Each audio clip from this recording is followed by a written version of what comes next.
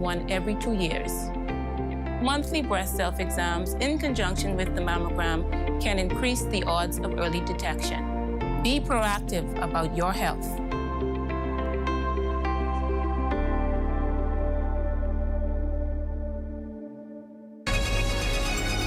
Your number one team in the North. Only the sun covers the Bahamas better. Well, Shane, I look at VJ and think about my days on the court. You know I was playing the NBA, right? You sure about that? Yeah, man. So what happened? I took my talents to the people. Keep it down. Don't think about it no more. I love it here. I'm not changing it. And that's going to do it for us here in the North. I'm Ramiko Knowles. I'm Shane Phelps. Thanks so much for watching. It's a live look at the Bahamas tonight, coming your way next. And keep it right to the people. Yeah, just... ZNS News is brought to you by the new BTC. Fiber is here. Faster, stronger, more reliable. Together, we are unstoppable. Switch today.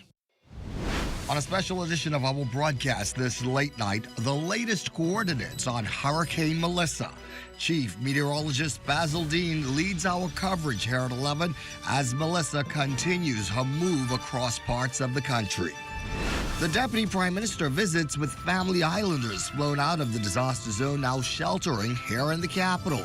What he also had to say about efforts to assist Bahamians now stranded in Jamaica. And hear from the country's military leader on how the Royal Bahamas Defense Force is stepping in, RBDF's response, and how it is ensuring Bahamian assets remain protected. A special edition of the Bahamas Tonight at 11 starts now.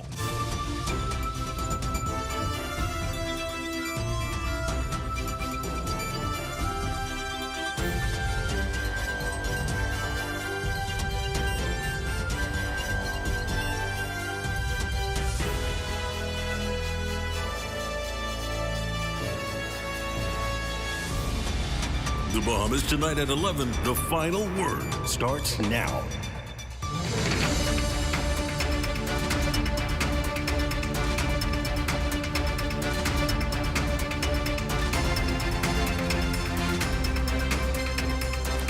We welcome you to our ongoing coverage tracking Melissa this late night. I'm Corbell Pyfrom. The Met Office's 9 o'clock advisory states that Hurricane Melissa is producing damaging winds, flooding rains, and a dangerous storm surge. The hurricane's core is passing near Rum Cay and San Salvador. Long Island is one of the islands sustaining a direct hit from Hurricane Melissa and is currently under a hurricane warning. Administrator Jandalee Archer, appearing on tonight's edition of the ZNS TV program The Rundown with Clint Watson, confirmed that weather conditions there have deteriorated. The winds are about 3 times worse than we had it earlier today. And I'm in Clarence Town, you know, so all we can do now, as we've been doing all day, I have in my office with me social services, senior nursing officer, a police officer, as well as environmental health. And we're all surprised at the turn, but I'm being informed that we're now experiencing the tail end of the hurricane. It's really bad. Meanwhile, over in Auckland's Family Island Administrator Herman Gilbert telling us earlier this evening that he's evacuated, but gave us a quick update from the Chief Counselor on what's happening there. 60 Strand Force officers that are there, along with Council Member Ferguson, and there were about 6 residents that went there for shelter. A hurricane warning is also in place for Crooked Island and Long Cay. Administrator Kate Williamson stayed on the island and shares these details. All of the residents have not evacuated. I just had an update minutes ago. Earlier, we had recorded 55, but now we have 64 residents is still on island. And along with the 6 Defense Force officers, and the 64 includes our superintendent and the 2 officers that are with him at the moment. My chief counselor, David Dawson, who reported that they were experiencing heavy rain, no thunderstorm as yet, and the winds are about 80 miles per hour. And obviously, at this point, residents would have already completed their preparations. Indeed, everybody is buckled down, and they are on the inside because they are looking to see what the evening brings forth. This late night, Maguana resident Patrick Coley is sharing his firsthand account of conditions on the ground following recent evacuations. There are 190 people living in Maguana, and some 150 were evacuated. 3 flights came in yesterday, take mostly old people and children. The remainder, 46, 47, was evacuated. The remainder 37 people is here on the island, and they are battened down as best as possible. They are prepared to have food, water, drinks. Sky is overcast with no rain. The BEC, the current is in and out. To communication, telecommunication is basically in and out. The water is off. Also here at 11, as officials confirmed an island-wide cut in power and water in Onagwa Tuesday ahead of the arrival of Hurricane Melissa. The chief counselor there spoke with our news team. With the water, it really did impact us a lot because it was kind of short notice, and we still could have waited a day more for it to stay on. Right now, everybody is in their homes, well secured. We are encouraging the community to please stay inside. I know a lot of people are excited to go outside to see what's happening. So we are trying our best to let people know to stay inside, to stay safe. Because of the mandatory evacuation, we don't have no medical team here. And as it currently stands, I have one Royal Bahamas Police Force officer here along with the Royal Bahamas Defense Force. For those southern Bahamas residents who evacuated the capital, the Disaster Risk Management Authority is reporting that 1,400 residents have been brought to the capital in a series of flights from the central and southeast Bahamas. 78 of them are now sheltering at the New Providence Community Center. At a press conference earlier this afternoon, Deputy Prime Minister, the Honorable Chester Cooper, confirmed that he visited those family islanders being housed at the NPCC, and he also saw firsthand how the process is going. He informed reporters that there are some logistical challenges, but overall he thinks that the process has been orderly. We're happy to be able to evacuate persons from the impacted islands, and there were a few logistical challenges, but this has been one of the largest evacuation exercises in the history of the Bahamas. And Deputy Prime Minister Cooper also addressing concerns about Bahamians caught in Melissa's path in Jamaica and now stranded. Once the all clear is given, he says help will be on the way. Once things settle down, Bahamas Air will be going back to Jamaica, certainly to return the students when the all clear is given. Hopefully that will be sometime soon, depending on the outcome of the aftermath. And we will be offering some assistance as well for Jamaica to be determined. No doubt Bahamas Air will be involved in that effort as well. 49 Royal Bahamas Defense Force Marines are strategically placed throughout the southern Bahamas as they assist in the response to Hurricane Melissa. Defense Force Commodore Floyd Moxie appearing on tonight's edition of The Rundown with Clint Watson and told us how Marines will assist in the event of an emergency. This 6-member impact advanced team, in that team, we try to deploy medics, and they have medical equipment. They have personal security equipment for their safety, and they have high-tech satellite communication, because we know we do not wish to rely on the local communication system that usually go down during the storm. But we have satellite communication. We have push-to-talk satellite. So we're well equipped, and we're in touch with our teams that are deployed at this time.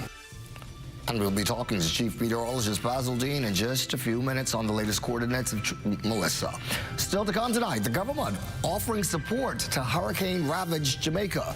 You're watching a special edition of the Bahamas Tonight at 11, tracking Melissa More in a moment. There are some things that are undeniably Bahamian. A good count salad, junkanoo, the way we worship, the way we take care of one another, all undeniably Bahamian.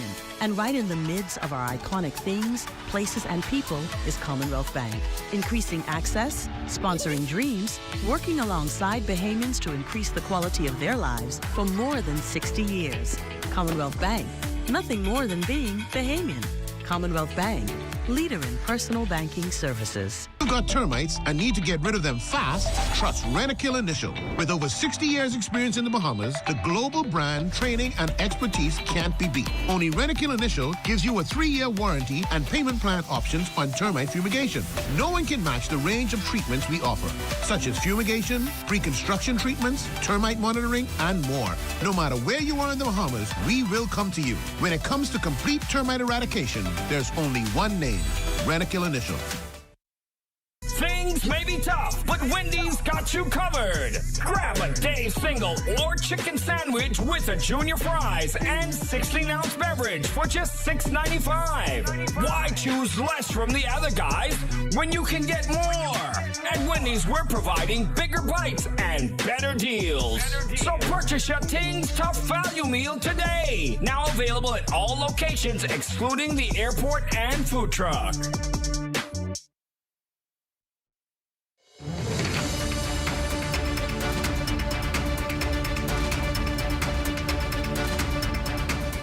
As we continue now with our extensive coverage this late night, the Prime Minister is offering support to Jamaica and Cuba in the wake of Hurricane Melissa. His comments came during proceedings in the House of Assembly today. Fern Carey with more. The nation's chief prime minister, the Honorable Philip Davis, acknowledging the destruction caused by monster storm Melissa across the region, especially in the islands of Jamaica and Cuba. He noted that the Bahamas stands in solidarity with Jamaica and Cuba, countries he says supported the Bahamas in the aftermath of 2019's Hurricane Dorian. The Caribbean is a family, and in moments like these, that truth becomes clear. When one of us hurts, we all feel the pain. To the people of southeastern Bahamas who are now enduring the initial impacts from this storm, I want to assure you that your government stands with you. Relevant agencies are mobilized to provide relief and support, and we will continue to monitor the situation closely. The Cat Island, Rumkey, and San Salvador member told House members that Bahamians are resilient and prepared for any potential impact from Hurricane Melissa. We are prepared for this moment. And one thing is certain, whatever happens, we will rebuild, recover, and we will rise again. Hurricane Melissa is a stark reminder that climate change is not a distant threat. It is a present and pressing reality. Prime Minister Davis assured that the Bahamas will continue advocating for climate change on the global stage in order to mitigate the fallout from climate change. Demanding fair financing and joining with other small island states to insist that the global community acts with urgency, compassion, and fairness. I'm confident that we will get results from our advocacy. The Prime Minister expressed optimism that the Bahamas' voice will be heard near and far to the benefit of all small island developing states. For the Bahamas Tonight, I'm Fern Carey. In the meantime, Free National Movement leader Michael Pintard extending prayers and support to the residents of the Southeast Bahamas who are being impacted by Melissa, those still in the path, as well as those in the Caribbean who felt the storm's wrath before making landfall in the Bahamas. He issued a wide appeal for help for victims locally and abroad, adding that his party will do its part. We ask all of the persons who have means to, again, assist both here in the Bahamas as well as our brothers and sisters who would be afflicted in the region. And want you to know that we have you in our prayers and in our thoughts, and in practical ways, the Free National Movement Disaster Preparedness Team will assist and work alongside with the government in making whole any residents that are negatively affected. And we'll end on a lighter note here tonight as the country moves to create spaces for local artists and their various forms of expression. The Life with Key All-Age School is moving in the same direction. We hear more now from our Danielle Dean. a safe place and home to the hopes, dreams, and hard work of those with a passion for the arts. The students at Life for Key International School now get the privilege of saying they have access to this. The Performing Arts Center, featuring a dance and recording studio, recently erected at the LCIS Lower School, means students will be confident in their craft well before they graduate. Attending the ceremony, wife of the Prime Minister, Anne-Marie Davis. This is not just a building, this Performing Arts Center. It is a space, a magnificent example of creativity, of culture, and of our youth's potential. So it is a significant investment in the arts. All 13 years old, these dancers hope to be like their mentor, LCIS Chair of Dance and Cultural Ambassador to the Bahamas, Courtney Celeste Fox, who through talent and tenacity snagged a spot in the revered Alvin Ailey American Dance Company. She's an incredible teacher, and I feel like I've improved so much over the past few years that I've been doing dance with her. Has greatly transformed me as a dancer as well as me as a student with our hours and what we have to give up and sacrifice. Like, for example, we do it during electives. In December, we have a performance of the Nutcracker with the London Ballet Theatre, and they are coming over for that, and they're performing at the Grand Hyatt in Bahamas, which is going to be really amazing. The school even incorporating a Junkanoo Shack. As you know, we have won the Junior Junkanoo title 4 times, and we are looking forward to our next time and the preparation that goes into that, giving that very important Bahamian cultural tradition a home on our campus. This facility, this building, was built by community, by donors, by parents, by alumni, by members of our community who believed in the importance of the arts. Reporting for the Bahamas Tonight, Access Now, I'm Danielle Dean. Danielle, the Bahamas Tonight at 11 turns to sports next. Charles Fisher joining us with a preview of what's ahead. Coming up in sports on this Wednesday, National Hall of Famers speak, and they are proud to be honored.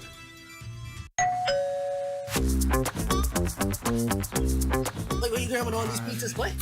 Wait, Marcos, wait. You have a special on all the large one-topping pizzas, wait. Pineapple. All. Barbecue. All. Hey, that included, boy. I need the $10 special place. How many of them would you like? 20 in it. Thank you so much, man. $10, that's it? The Marcos got that deal, boy.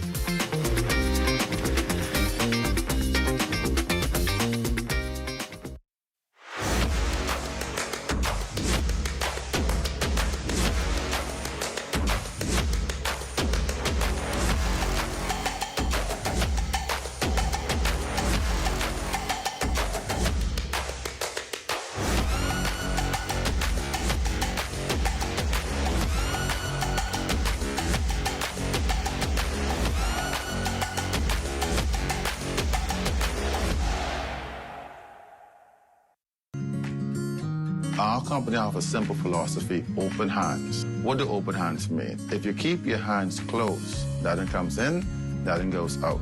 If you keep your hands open, a lot of things comes in, a lot of things goes out.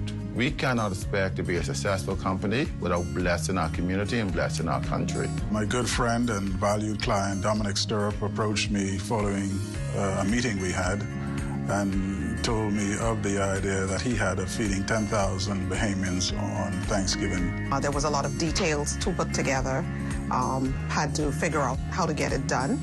But at the end, it was worth it. At the end, it gave me a heart of gratitude to know that our company is reaching out to so many persons. We invite you on a journey to witness an extraordinary chapter in the story of the Bahamas Striping Group of Companies, a tale of compassion, unity, and the true spirit of Thanksgiving.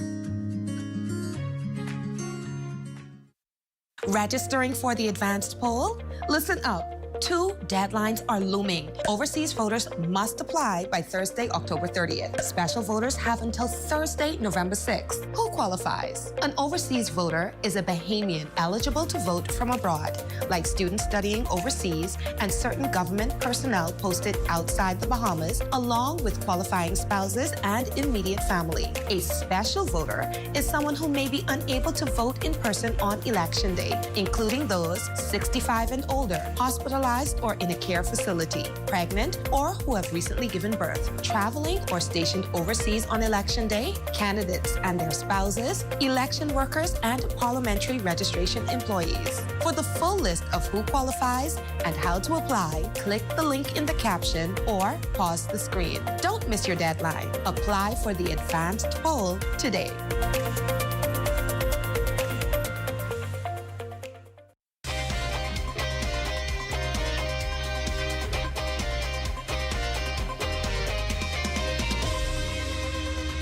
Good evening, everybody, and welcome to Sports. We are in National Sports Month, and come later on this month, some 14 persons will be inducted into the National Sports Hall of Fame. Speaking on behalf of the inductees was former volleyball president Don Cornish.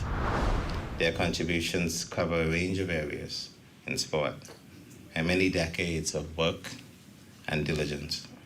It also speaks to their generosity of their time and talent, as well as their sacrifice of self and the commitment to engage in the struggle to achieve the highest levels of success for the Commonwealth of the Bahamas.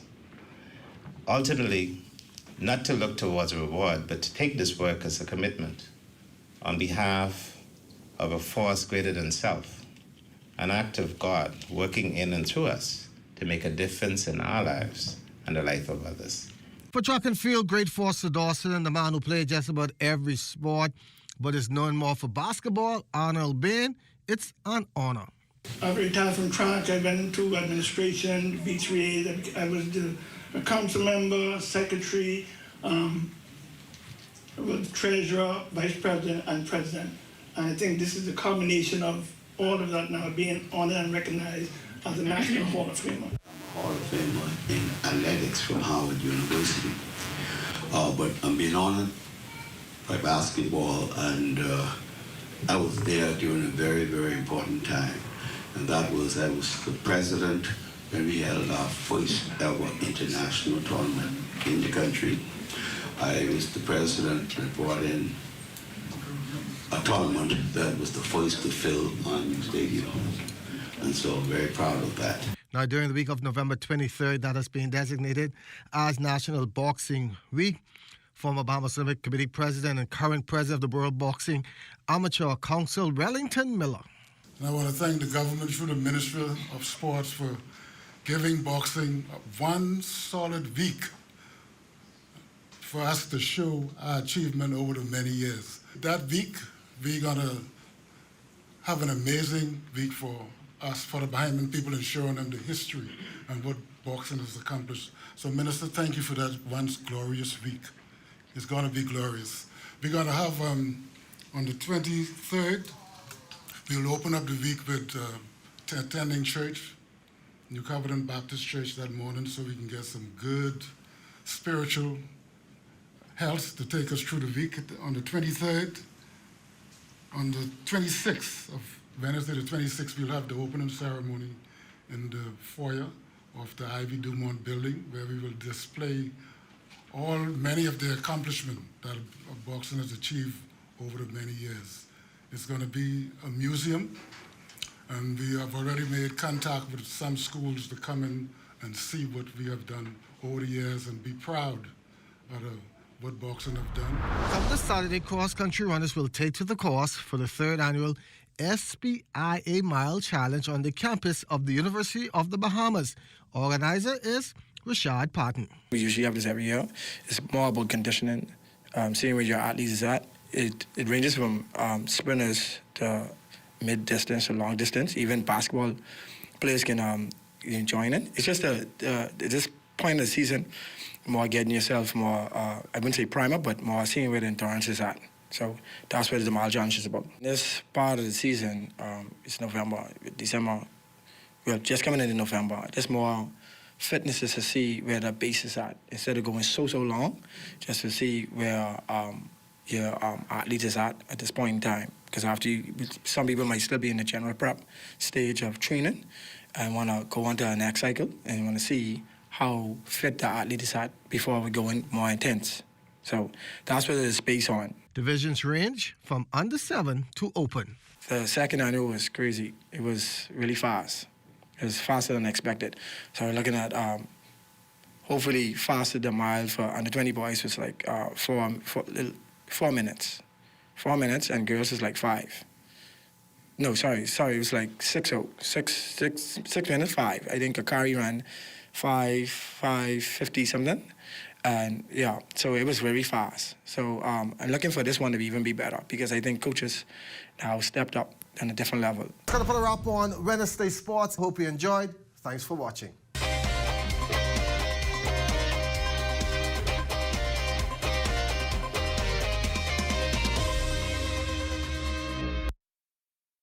In this final chapter, Legacy, Bahamas Power and Light CEO Tony Seymour reflects on the power of reliability and how every community that we energize today helps brighten the path for our children and generations to come.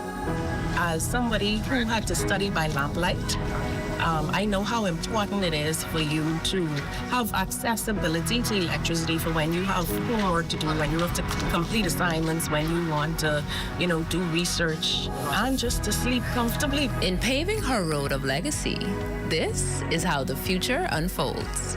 So as we move into a more diverse energy mix, right, the engines at Station A, which is the newer station at Clifton Pier, they can be converted to run on LNG. They're dual fuel, so they can run on diesel and HFO now.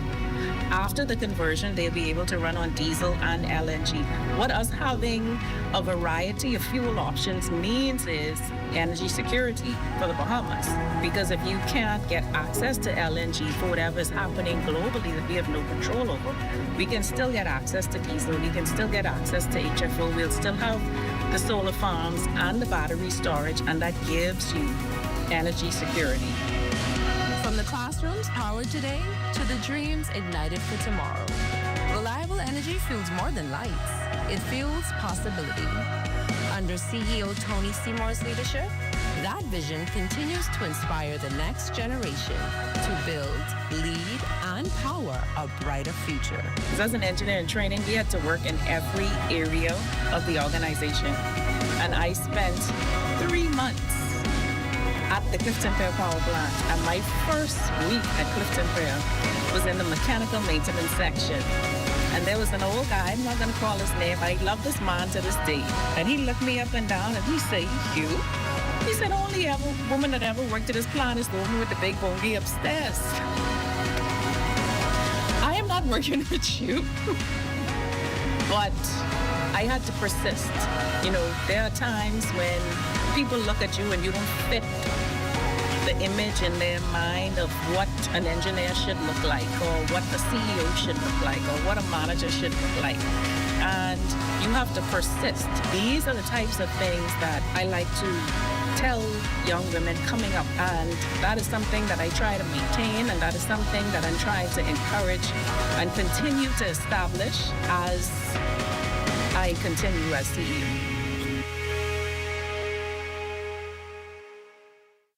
The internet isn't just for surfing. There's a sea of shoppers buying online, and you can connect with them on Tingsy.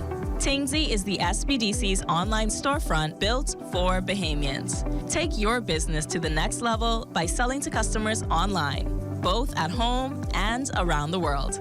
People want Bahamian things, and if you got things to sell, sell on Tingsy. Find out how you can connect with a sea of buyers by visiting tingsybahamas.com.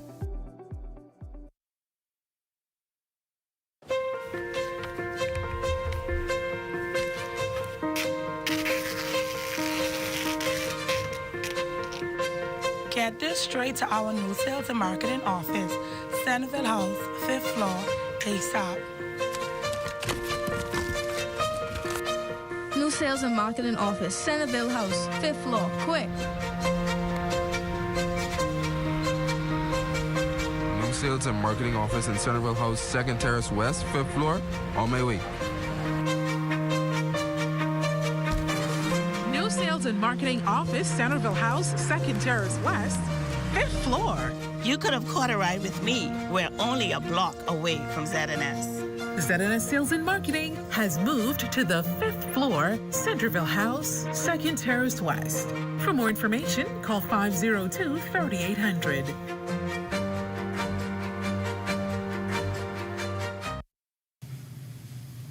And before we leave you this late night, we want to check in one more time with Chief Meteorologist Basil Dean for the latest on Melissa and, of course, the rest of our weather forecast. Basil?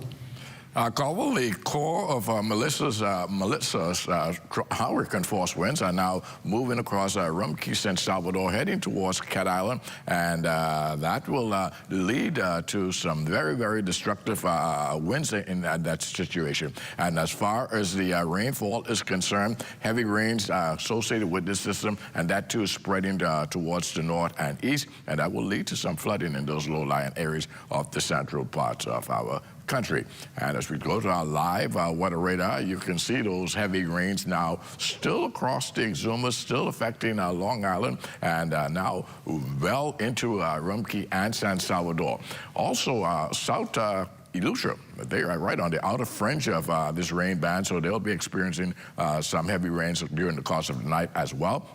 And thereafter, we expect Melissa to make that trek towards the north and east and over the Atlantic. It's now a Category 1, still packing winds of 90 miles per hour. We don't anticipate any significant change in intensity before it exits the Bahamas, and we anticipate that that will happen during the early morning hours. Carvel. And thank you, Basil. That is our broadcast this late night. I'm Corbell Pyfrom, and for all of us, take care, be well, and remember, we'll be looking to see you again right back here tomorrow evening. Good night.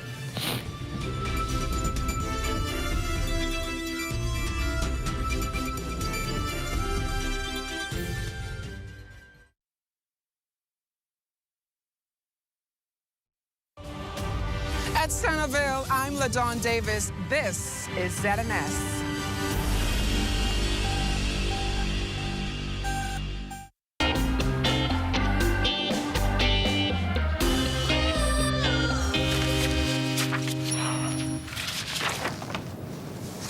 Whoa, shipping uranium from Saskatchewan to Tehran. This is huge. What's taking so long? Alex should be out by now. Falcon, this is Snowman. Can you sign of Mama Bear?